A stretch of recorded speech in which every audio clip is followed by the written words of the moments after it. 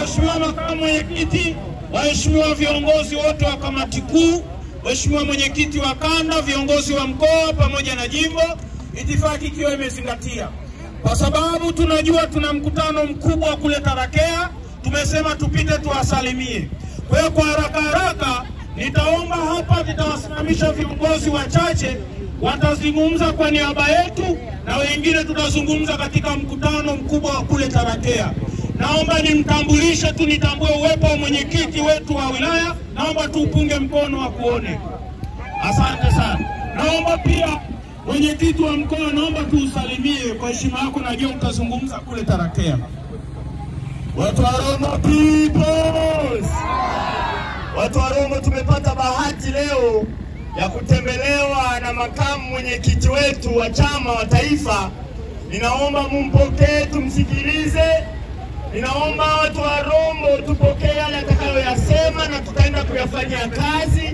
Tunaelewa ya kwamba taifa letu liko katika wakati gani.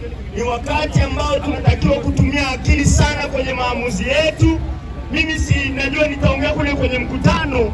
Kwa hiyo sasa hivi narudisha microphone, lakini watu wa Rombo nataka niwasisitize ya kwamba mkubaliane na sisi. Tumesema ya kwamba kama hakuna mabadiliko ya uchaguzi kidogo tunayoyataka, hakutakuwa na uchaguzi. Watu wa Rombo peoples. Asante. Asante sana Mheshimiwa Mwenyekiti wa mkoa. Naomba sasa nimuite mwenyekiti.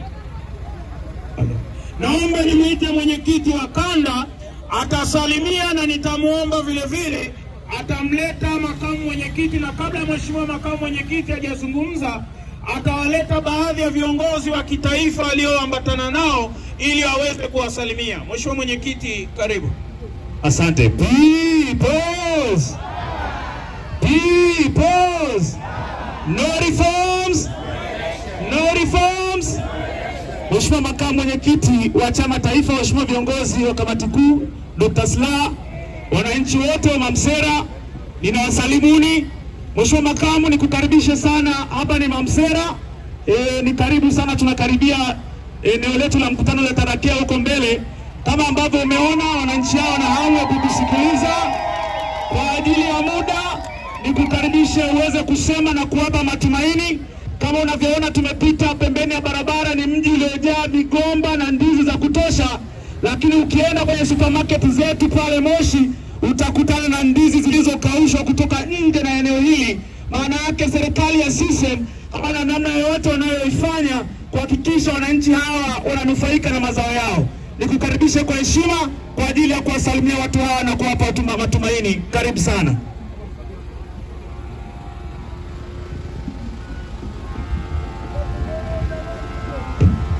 Haya, watu wa Mamsera tusalimiane. Punga mkono namna hii.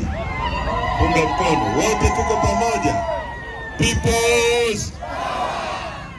Sasa kabla sijasema neno, tumeongozana na timu kutoka makao makuu. Tunaye mwenyekiti wetu wa vijana taifa na mjumbe wa kamati kuu, wakili Deogratias Mahinyira, ni miongoni mwa mawakili wanaomtetea Tundu Lissu. Tuko naye hapa. Tuko na Mheshimiwa Rose Maemba, mjumbe wa kamati kuu kutoka Njombe. Tuko na Dr. Wilbrod Slaa, aliyekuwa katibu mkuu wa chama chetu. Tuko naye hapa. Tuko na Mheshimiwa Grace Rweyemamu. Huyu Grace ni usajili mpya, alikuwa mgombea ubunge wa CCM na juzi tulipokuwa Mwanza amejiunga na chama chetu kwa ajili ya mapambano ya kubadilisha nchi. Sasa watu wa Mamsera, kwa sababu ya muda, nimpe Deogratias Mahinyira asalimie tu. Asalimie, alafu atampa Dr. Slaa msikie sauti yake pia, alafu niseme neno kwetu.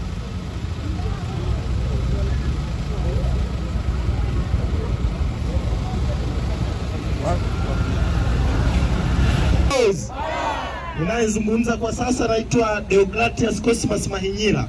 ni mwenyekiti wa baraza la vijana wajanja kabisa wa Chadema, tunaitwa Bavicha. Kwa sababu ya muda, naomba niseme jambo moja. Takwimu za sensa zinaonesha za mwaka 2022 karibu 80% ya Watanzania wote umri wao ni chini ya miaka 35. Na waombeni vijana wenzangu wa Mamsera, tuiunge mkono Chadema kwenye operation ya no reforms no election. Matatizo yetu msingi wake, tunao viongozi wahuni ambao wananchi hamkuwachagua. Kwa waombeni vijana wenzangu wa Mamsera, mwaka huu kama noma ikawe noma, niwake jua inyeshe mvua, wasipo hakikisha yanakuwepo mabadiliko ya sheria za uchaguzi, huo uchaguzi usiwepo, Samia aendelee kutuongoza kama wanaona ni jambo la maana. Asanteni sana na Mungu awabariki sana. Watu wa Mamsera, peoples! Asanteni sana. Mimi ninaitwa Rosi Mayemba. Nimeambatana na mwenyekiti wetu, makamu mwenyekiti upande wa Tanganyika. Tupo katika ziara, tunazunguka, tumefanya mikutano yetu kwenye kanda ya Nyasa, tumefanya kanda ya Kusini, tumefanya kanda ya Pwani, na leo tunaendelea, tuko hapa kwenye kanda yenu ya Kaskazini. Tulifanya pia Serengeti na Victoria. Kazi kubwa tuliokuja kuifanya hapa kwenu ni kuendelea kuzungumza na wananchi, kuwaambia umuhimu wa kufanya mabadiliko kwenye mifumo ya kiuchaguzi. Tunasema tunahitaji reforms, sio kwa sababu tu tunataka tupate wabunge, sio kwa sababu tu tunataka tupate madiwani, lakini tunahitaji reforms kwa sababu wengi walio viongozi kwenye mifumo mbalimbali ya kiserikali wanafanya kazi kichawa, hawafanyi kazi sawasawa na sheria zinavyotaka wafanye. Kwa hiyo tumekuja kwenu ndugu zangu, makamu mwenyekiti atazungumza na ninyi hapa, na sisi tutazungumza kwenye majukwaa huko mbele, lakini tunawaombeeni sana, muendelee kutuunga mkono, muendelee kuiambia dunia kwamba hata sisi wananchi tunaungana na msimamo wa Chadema wa kutaka mabadiliko kwenye mifumo ya uchaguzi ili muweze kujipatia viongozi mnaowataka. Asanteni sana kwa kunisikiliza. Mamsera peoples! Mamsera, oh my God. Fanya mkutano hapa kwa helikopta, nadhani mtakumbuka huko nyuma miaka zaidi ya 10 hivi. Lakini niseme moja tu, mimi nataka kupitia Mamsera nimwambie Mama Samia, tulikuchagua kama tulikuchagua kwa sababu ulipatikana kwa ajali ya katiba. Kwa hiyo hatukukuchagua, hatukuweka rais wa kwenda kukopa hela. Tulimchagua rais wa kuhudumia wananchi. Na hakika wa Tanzania mnajua watu wengi wamepotea, na hata leo tunapoongea kuna kijana wetu wamepotea, lakini hatusikii chochote rais wa nchi akisema. Rais ndio kazi yake, na hotuba ya Mwalimu Nyerere ya mwaka 1902 aliwahi kusema haki ndio msingi uliotufanya tuombe uhuru. Hatukuombe rais wapende kukopa hela. Asanteni sana. Sasa watu wa Mamsera, niseme mambo mawili kwenu. Jambo la kwanza, tuko kwenye ziara ya chama inayoitwa no reforms no election. Kama hakuna mabadiliko ya sheria, hakuna uchaguzi. Kwa nini tumesema hivyo? Ukisoma ibara yetu ya 8 ya katiba inasema Jamhuri ya Muungano wa Tanzania ni nchi ambayo msingi wa mamlaka na madaraka yake ni wananchi. Alafu sehemu B inasema serikali itapata, lengo la serikali itakuwa ni ustawi wa wananchi. Sehemu C, serikali itawajibika kwa wananchi. Sasa serikali ipate mamlaka yake kutoka kwa wananchi. Wananchi ni nani? Ni nyie hapa. Lengo kuu la serikali ni ustawi wa watu. Tukisema ustawi maana yake nini? Maana yake ni kwamba muwe na uwezo wa kulala pazuri, kuishi pazuri, mtibiwe vizuri, msafiri vizuri, watoto wenu wasome vizuri. Kwa nini serikali imepewa lengo hilo na katiba? Ni kwa sababu rasilimali za nchi yetu zote. Hii ni nchi ya kwanza ya kuwa na mlima mrefu kuliko yote Afrika, wa pili duniani huko hapa kwenu mlima Kilimanjaro. Hii ni nchi ambayo ina ziwa kubwa kuliko yote Afrika, la pili duniani ziwa Victoria kule mimi nakotoka. Hii ni nchi ya tatu kwa kuwa na madini ya dhahabu mengi kuliko zote Afrika nzima na duniani. Hii ni nchi ambayo ina madini yanaitwa Tanzanite, hayapatikani kwingine kokote duniani isipokuwa hapa Tanzania. Hii ni nchi ambayo ina madini ya uranium yanayotumika kutengeneza mabomu ya nuclear na atomic yako Tanzania. Hii ni nchi ambayo ina madini yanaitwa nickel na cobalt yanayotumika kutengeneza injini za ndege, yanatoka hapa kwetu Kabanga, Kagera kule kwetu nani. Hii ni nchi ambayo ina mbuga kubwa za wanyama kuliko zote Afrika. Mkoa wenu wa Kilimanjaro una square kilomita 13,000. Mbuga ya wanyama ya Serengeti ina square kilomita 16,000. Kwa hiyo mbuga ya wanyama ya Serengeti ni kubwa kuliko mkoa wa Kilimanjaro. Hali tulizo nazo hazifai sisi kuishi ni maskini namna hii.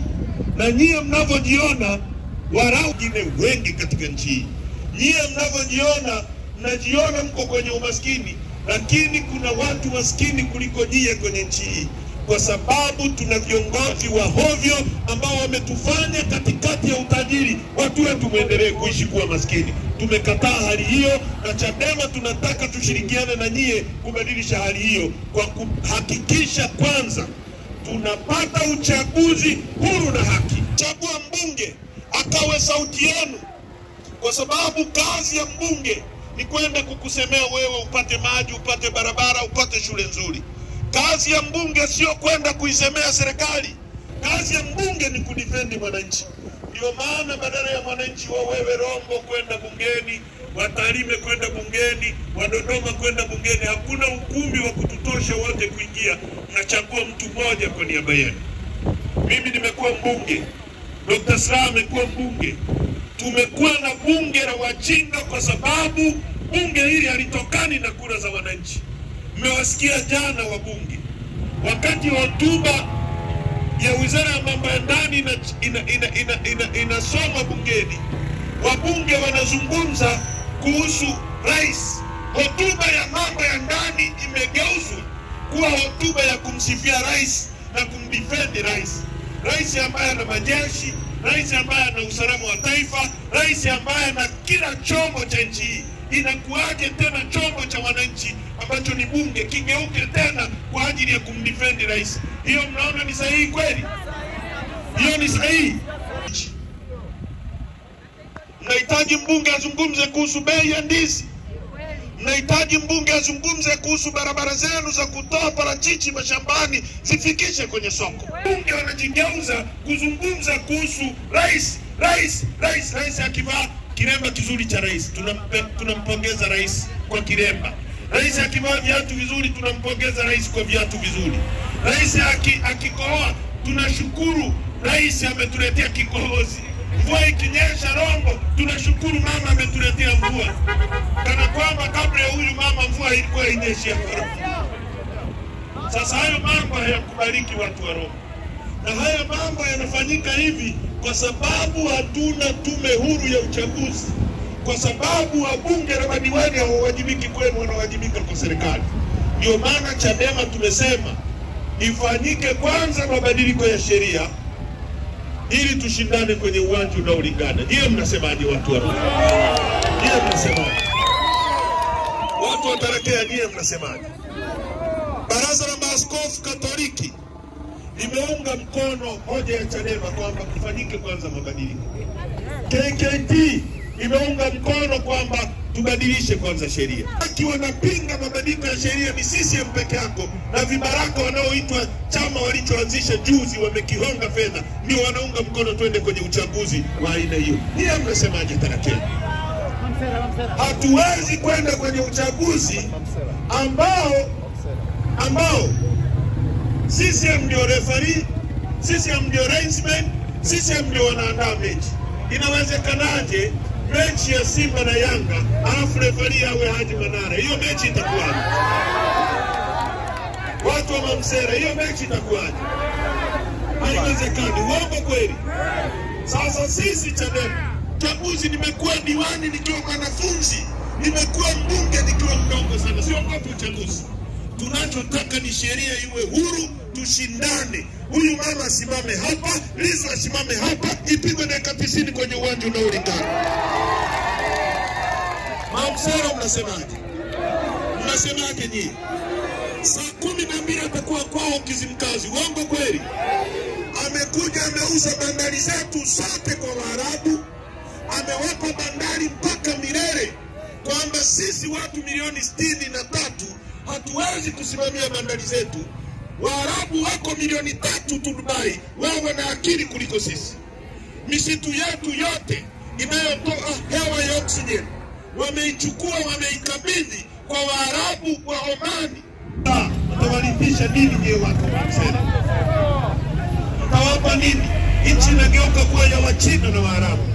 Kwa hiyo tumekuja kwenu ndugu zangu, kuwaombeni kwamba ungeni mkono hoja ya Chadema ya no reforms, no election. Wakibadilisha sheria za uchaguzi, zikifanyiwa sheria za uchaguzi mabadiliko, sisi Chadema tutaingia kwenye uchaguzi asubuhi na kesho yake tutabadilisha nchi hii. Tutafanya rasilimali zetu zitumike kuendeleza watoto wetu. Inawezekanaje ndugu zangu? Inawezekanaje? Nyie mnalima tomato, mnalima nyanya, uongo kweli? Sisi tunalima, tuna miti hapa. Inawezekanaje mzee wangu kwamba toothpick zinatoka China wakati miti iko hapa? Hao watoto wenu watapata wapi ajira? Kama mnachukua fedha hapa, mnanunua toothpick zinatoka China, mnachukua fedha Tarakea, mnachukua fedha Mamsera, mnazipeleka China kutengeneza ajira. Inakuwaje hapa?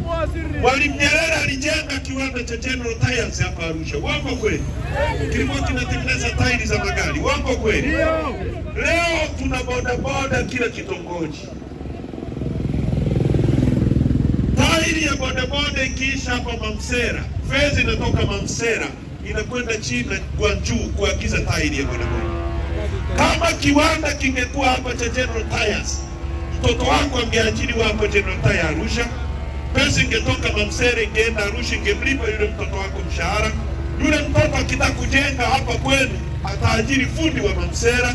Yule fundi akipata pesa atanunua chai kwenye mgahawa ule.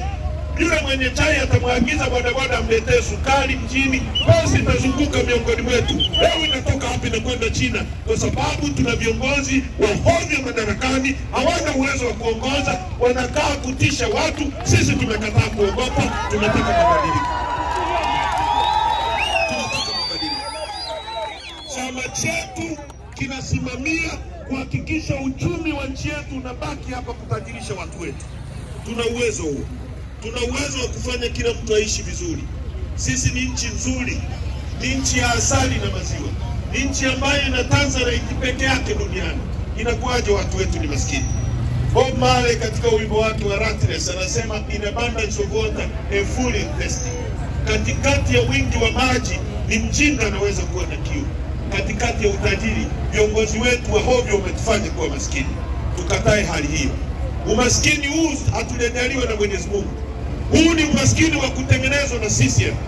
Mwenyezi Mungu angetaka tuwe maskini, asingetupa dhahabu, asingetupa ziwa Victoria, asingetupa Tanzanite, asingetupa mbuga za wanyama, angetuweka jangwani Misri. Lakini alituleta hapa kwa sababu akatuweka kwenye nchi nzuri ambayo mvua inanyesha. Alitaka tuishi vizuri.